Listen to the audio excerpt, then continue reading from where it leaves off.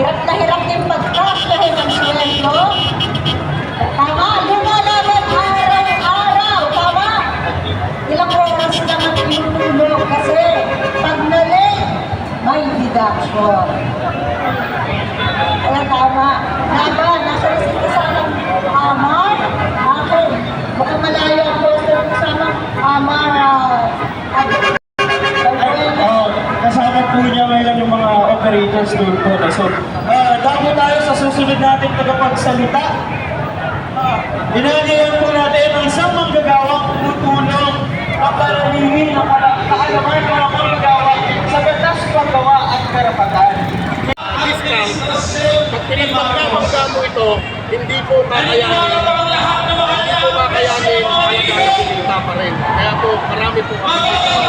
Sana ho, madagdagan para madagdagan yung rate na kilometro para po kahit pa paano, kumita rin po yung mga super. May naramdaman na kayo Kahit pa paano, yung pagbaba ng presyo pag rollback, pero kulang pa.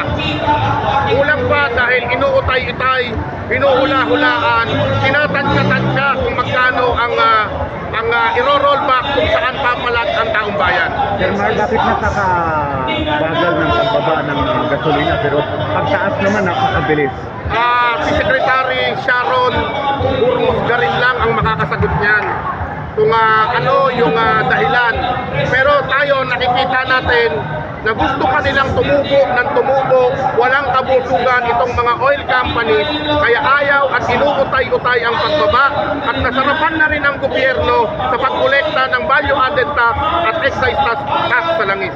Ayun sir, hanggang ngayon hindi pa rin naano yung oil regulation. So, ano kaya tingin? Hindi maupuan sa plenaryo sa Kongreso ang oil deregulation law dahil karamihan ng congressman may-ari ng gasolinahan. Yan po ang katotohanan. Sir, sa tingin niyo dapat medyo ano pa yung rollback? Kasi parang Dapat po i-rollback na ito.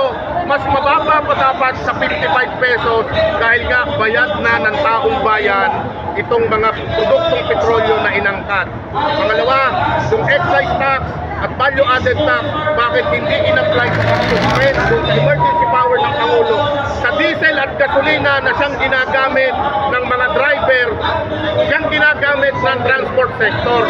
Bakit gas? Bakit kerosene? Hindi ho kami nagkakarga ng gas, hindi kami nagkakarga ng kerosene. Bago namin magamit yung LPG at gas sa pangluto, kailangan muna kami makapaghanap buhay. Kailangan muna namin kumita upang nang sa ganon may maisaing kami doon sa binawasan ng excise tax ng LPG. Paano mo LPG kung wala naman kami isasaing na bigas? Napanood ko dun sa hearing na sinasabi mo na hindi naman pala sa Hormuz galing sa Iran yung inaangkat na gasolina, yung pala sa Singapore lang. Bakit bigla silang nagtaas na lang ng Ito ang ganito? pinakamalaking sindikato na ginawa ng gobyerno at ng oil companies na hindi naman pala tayo sa Strait of Hormuz kumukuha, hindi naman pala tayo sa gitnang silangan kumukuha ng produktong petrolyo. Nandito lang sa Asia Pacific, nandyan lang palutang-lutang sa gitna ng karagatan. Niloko tayo, sinindikato tayo, pinahirapan tayo, ginutom tayo, nagdusa ang taong bayan, gumastos pa ang gobyerno mula sa buwis, dugo at pawis ng mamamayang Pilipino. Ang nagpahirap sa atin, mga oil companies, ang nagdulot ng krisis, ang gobyerno at oil companies, hindi po ang giyera sa Iran. Sir, anong aktibidad natin ngayon? Ngayon ho, tayo ay nakikisa sa mga manggagawa mula sa formal sector at informal sector na kung saan ay kasama po kami. Dahil po, kung wala po yung mga manggagawa na pasahero namin, malamang baka wala rin kaming pasahero. Thank you po. Salamat, Sir Mar. Maraming salamat.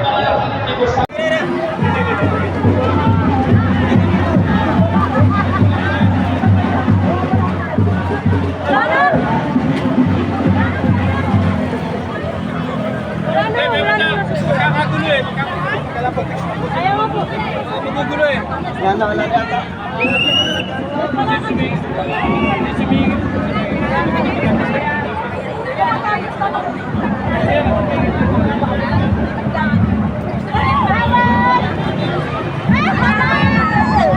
Hello po!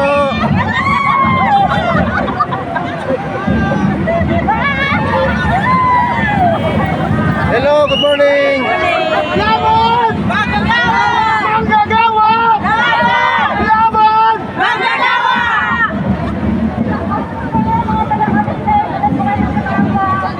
Good morning, ma'am! Hello!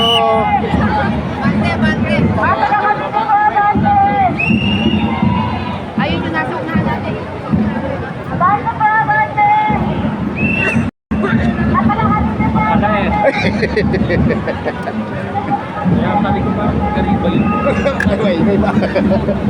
Nandun na sila kung lumibis na kasi kung ano.